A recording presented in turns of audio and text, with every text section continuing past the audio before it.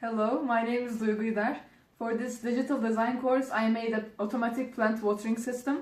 So you can see my system right here. There's a flowering pot, and inside there's soil and a plant, and there's a soil moisture sensor. And you can see the output of the sensor on view from this LED. And there is a pipe connecting this flowering pot to the water pump here. So it uses a DC motor inside, and the other side of this pipe is connected to the water tank. So it pumps the water from the water tank to the flowering pot, and from the breadboard I connected this to a 5-volt power supply because Basis 2 makes an output of 3.3 volts, so it's not enough for this. So basically what I did is this moisture sensor detects whether the soil is moist or not. If it is moist, the motor stops and water doesn't pump into the system.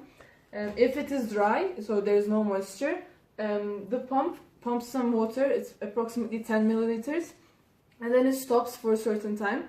And you can change this stopping time based on the mode that you selected. For example, if you're growing a cactus here, you can select the low water mode, which makes the pump the motor wait for longer.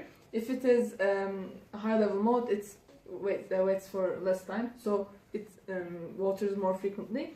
And on the 7-segment display, there are 4 options that you can see. I will show them in a second while I start the system. So basically, let's start this.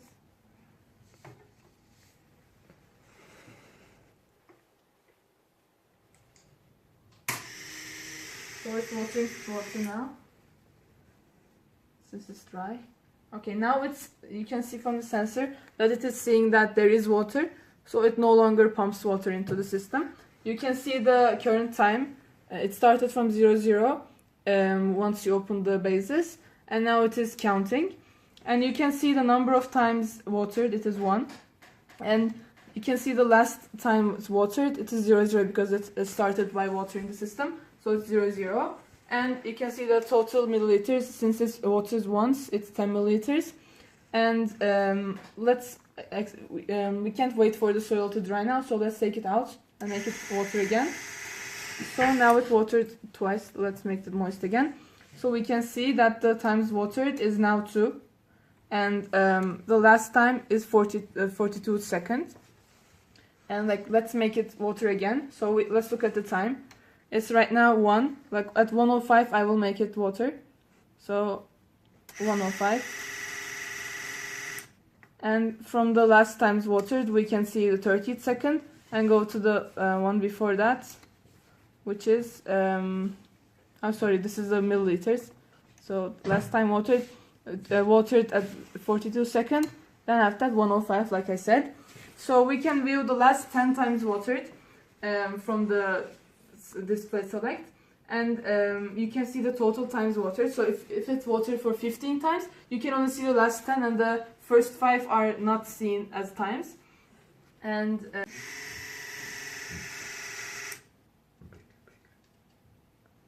okay, so like I said, it waits for some time, and if it's still dry, again waters it. So again, since we're not in the system, it's still dry, so it's again watering system. So in the low level mode, for example, it waters more frequently. Look, it waits for less time. It waits for 3 seconds in the high level mode, and in the low level mode it waits for 6 seconds. So let's make it moist now, and we can see the last times watered, like 42 seconds, 1:05, and then 1:89, and then 1:57, and then 2:05. 2:10, 2:15, and then it stops. I mean, there are not that many.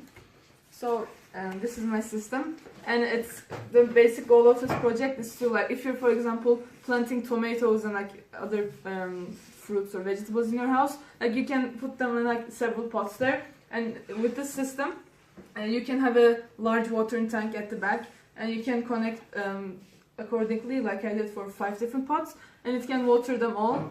And so basically you won't have to take care of them every day. You can just fill the water tank like once a day, or like once in 3 days maybe, and it will automatically water the system. So this is a great system for self-gardeners. So this is the goal of my project. Thank you.